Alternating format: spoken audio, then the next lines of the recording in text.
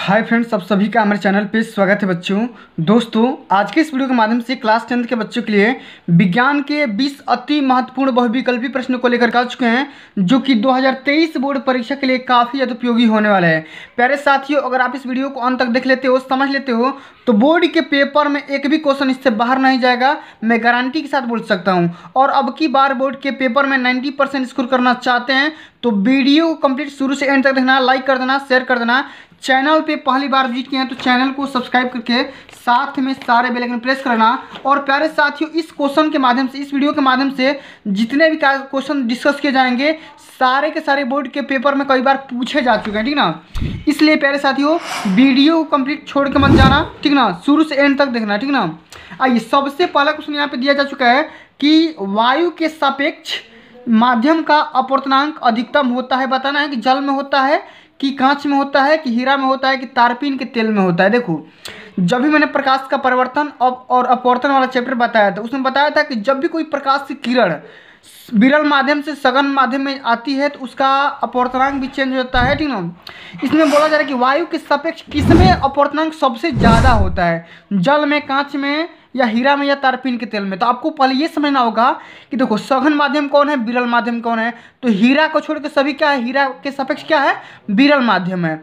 तो इसलिए क्या हो जाएगा, वायु के सापेक्ष जो माध्यम का अपवर्तनांक होगा सबसे ज़्यादा सघन माध्यम में होता है। तो यहाँ पे हीरा क्या हो जाएगा, सघन माध्यम हो जाएगा, और यही इसका ऑप्शन नंबर करेक्ट आंसर भी हो जाएगा, ठीक ना।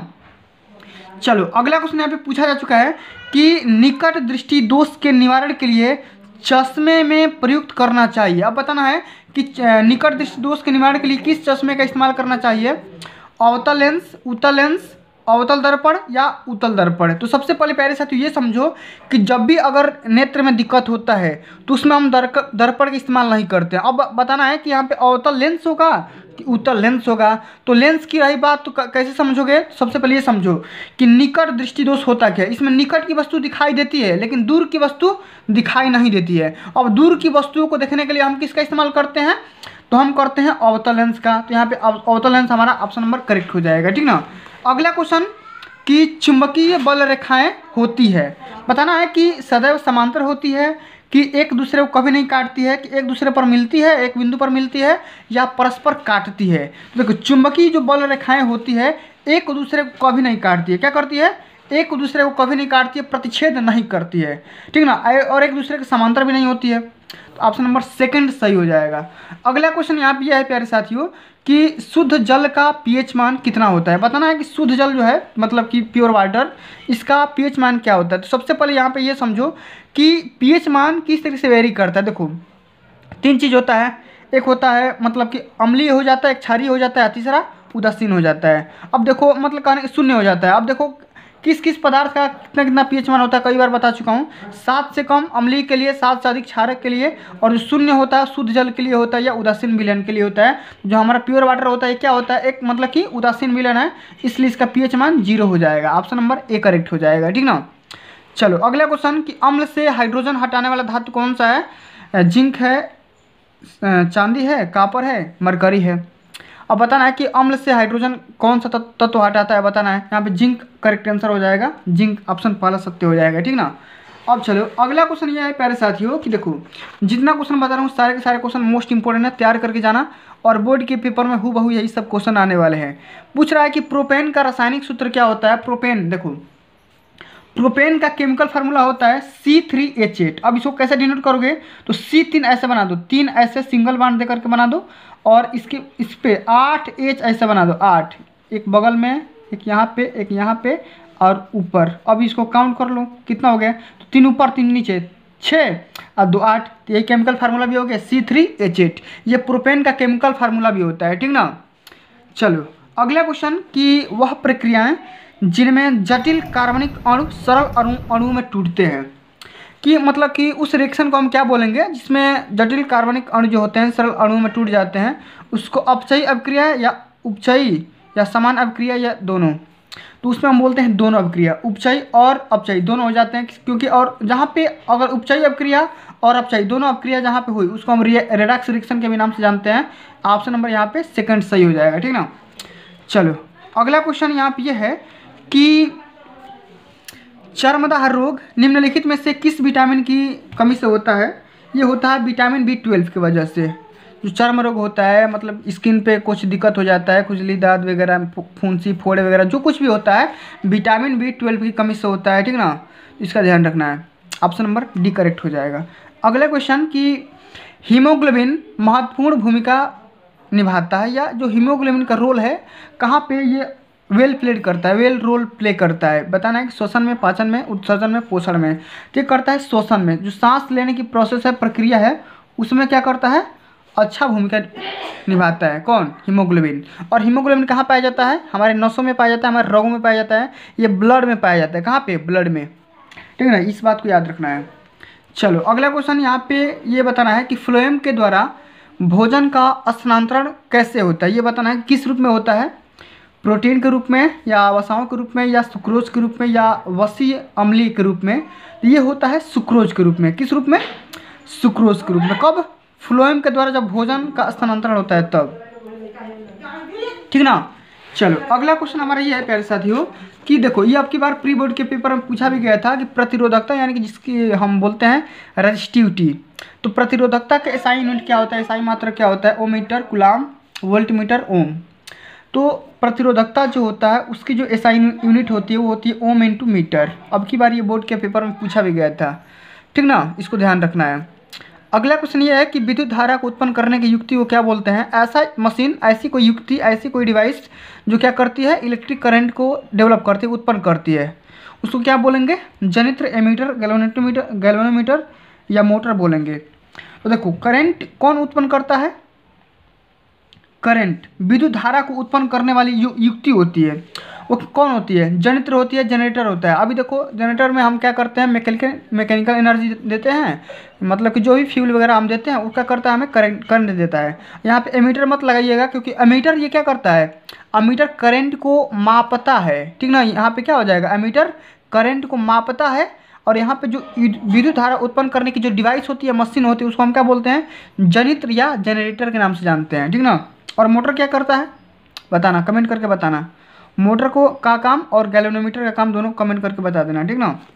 चलो अगला क्वेश्चन कि वे पदार्थ जो जैविक प्रक्रम के द्वारा अपघटित हो जाते हैं कहलाते हैं? वे ऐसे पदार्थ जो जैविक प्रक्रम मतलब कि जीवों से जो प्रोसेस हो रहा है, ठीक ना, वो अपघटित होकर के क्या बनते हैं? जैव निम्नीकरणी, जैव उच्चीकरणी, अजैव निम्नीकरणी, इनमें से कोई नहीं। कई बार बता चुका हूँ कि वे सारे पदार्थ जो जैविक प्रक्रम के थ्रू अपघटित हो जाते हैं, मिट्टी में मिल जाते हैं, उसको हम क्या बोलते हैं? जैव निम्नीकरणी बोलते हैं। ऑप्शन नंबर ए करेक्ट हो जाएगा, ठीक ना, फर्स्ट। अगला क्वेश्चन कि पवन चक्कियों का उपयोग किन कार्यों को करने में किया जाता है? पवन चक्की जो होती है, कई बार सुने होंगे, जानते भी होंगे। पवन चक्की का हम उपयोग किन काम करने में करते हैं? यांत्रिक कार्य या रासायनिक कार्य या यांत्रिक और दोनों या इनमें से कोई नहीं।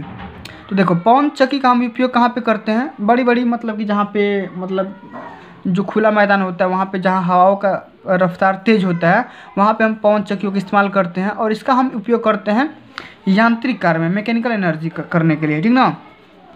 किसका? ऑप्शन नंबर पहला हो जाएगा, यांत्रिक कार्य में। अगला क्वेश्चन कि जीवाश्म ऊर्जा का स्रोत है। स्रोत बताना है कि जीवाश्म ऊर्जा मतलब कि जीवों से ऐसी ऊर्जा प्राप्त होती है जो जीवों से प्राप्त होती है। ये हम इसका स्रोत क्या है? पवन ऊर्जा, सौर ऊर्जा, कोयला, जल विद्युत। तो देखो यहाँ पे इसका जो राइट आंसर होगा वो हो जाएगा कोयला। क्यों? क्योंकि ऐसा ये कोयला ऐसी एक एनर्जी है जो जीवाश्म ऊर्जा का स्रोत है। क्यों? कि पुराने ज़माने में, आज से कम करोड़ों साल पहले या सैकड़ों साल पहले हुआ क्या था कि भूकंप वगैरह आने की वजह से, ज्वार वगैरह आने की वजह से जितने भी मतलब कि जीव जंतु थे, पेड़ पौधे थे, सारे के सारे ज़मीन के अंदर दफन हो गए थे, भस्म हो गए थे। उसी से ये कोयला का निर्माण हुआ है, और इसका हम एक ईंधन के रूप में उपयोग करते हैं, ठीक ना, याद रखना। अगला क्वेश्चन ये है प्यारे बच्चों कि जल की कठोरता को हटाने के लिए निम्न में से किसका उपयोग किया जाता है?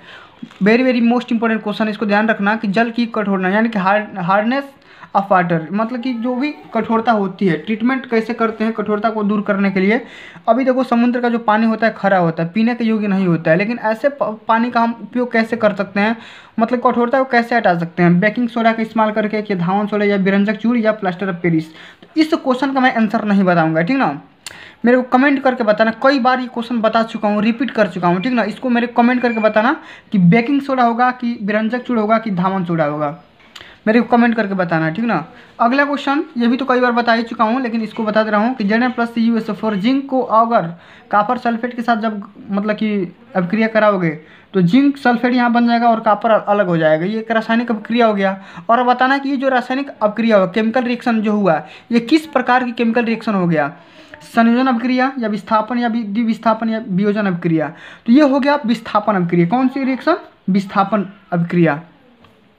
देखो क्यों हुआ, क्योंकि इसमें देखो एक भी मॉलिक्यूल इधर के उधर नहीं हुए हैं, सारे के सारे एक दूसरे पर विस्थापित हो गए। देखो यहाँ पे सल्फेट यहाँ पे जिंक के साथ क्रिया कर लिया और कॉपर अलग हो गया, ठीक है ना। इस तरीके से क्या हुआ, सारे के सारे एलिमेंट विस्थापित हो गए। इसमें कॉपर सल्फेट के साथ है, कॉपर इसमें अलग हो गया, जिंक अलग है तो जिंक सल्फेट के साथ आ गया, जिंक सल्फेट बना लिया। इसलिए क्या हुआ, ये मतलब कि विस्थापन अभिक्रिया हो गया, ठीक ना। अगला क्वेश्चन कि किसी वस्तु से बड़ा आभासी प्रतिबिंब बन सकता है, मतलब किस दर्पण में बताना है कि किस दर्पण में बन सकता है, उत्तल दर्पण, समतल दर्पण, अवतल दर्पण या अवतल लेंस। तो बताना कि वस्तु से बड़ा आभासी, तो वस्तु से बड़ा आभासी कब बनता है, अवतल दर्पण में बन सकता है। किस दर्पण में, अवतल दर्पण में। और ये अवतल दर्पण की जो भी 6 कंडीशन होती है उसमें 6वां कंडीशन ये बनाता है, ठीक ना, और सीधा बनता है, ठीक है। अगला क्वेश्चन कि अभिनेत्र लेंस की फोकस दूरी से परिवर्तन किया जा सकता है, मतलब कि कैसे, पुतली के थ्रू या पक्षमावी के द्वारा या दृष्टिपटल के द्वारा या परितालिका के द्वारा। तो अभिनेत्र लेंस की जो फोकस दूरी है उसको हम परिवर्तन कर सकते हैं, चेंज कर सकते हैं, ठीक ना, बदल सकते हैं। किसके थ्रू, पक्षमावी के द्वारा। ऑप्शन नंबर सेकंड सही हो जाएगा, ठीक ना। चलो अगला क्वेश्चन यहाँ पे ये है कि पुरुष में लिंग गुणसूत्र होता है। बताना है कि पुरुष में जो गुणसूत्र पाया जाता है वो कौन सा होता है, XY होता है कि XX होता है कि Y होता है कि ओनली X होता है, ये बताना है। तो पुरुषों में XY पाया जाता है। क्या पाया जाता है, पुरुषों में XY, ठीक ना, और महिलाओं में XX पाया जाता है, ठीक ना। अब देखो जो भी हमारे मतलब कि बच्चों का निर्धारण होता है कि बच्चा लड़का होगा या लड़की, बॉयज होगा या गर्ल्स, ये मतलब कि पुरुष पे डिपेंड करता है। क्यों, इसी Y के चलते। अगर ये Y या X इसमें आ जाएगा तो क्या हो जाएगा, ठीक ना, इसके थ्रू ये Y आएगा तो लड़की, X आ जाएगा तो लड़का हो जाएगा, ठीक ना। तो इस पे ध्यान रखना है कि पुरुष में कौन सा गुणसूत्र पाया जाता है, तो XY पाया जाता है, और महिलाओं में क्या होता है, XX पाया जाता है। तो फ्रेंड्स आज के लिए बस इतना ही। अगर ये वीडियो प्यारी से अच्छी लगी होगी, हेल्पफुल लगी होगी तो वीडियो को लाइक कर देना, शेयर कर देना, चैनल पे नए अभी तक हो तो सब्सक्राइब कर देना। मिलते हैं अगली वीडियो में, तब तक के लिए जय हिंद, जय भारत, वंदे मातरम।